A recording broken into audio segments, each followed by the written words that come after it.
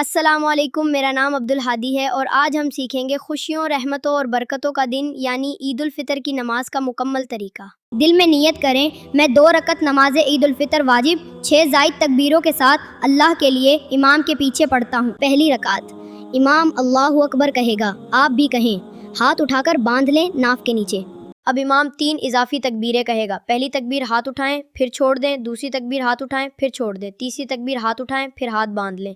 امام سورۃ الفاتحہ اور کوئی سورت پڑھے گا، آپ خاموشی سے سنیں، رکوع اور سجدہ عام نماز کی طرح۔ دوسری رکعت شروع ہوگی، امام دوبارہ قرات کرے گا سورۃ الفاتحہ اور سورت، آپ خاموشی سے سنیں۔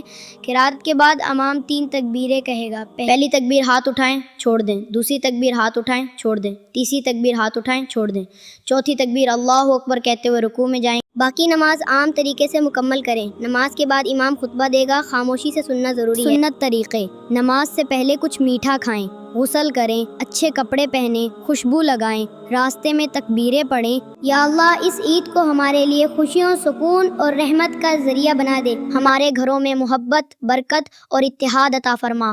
آمین یا رب العالمین۔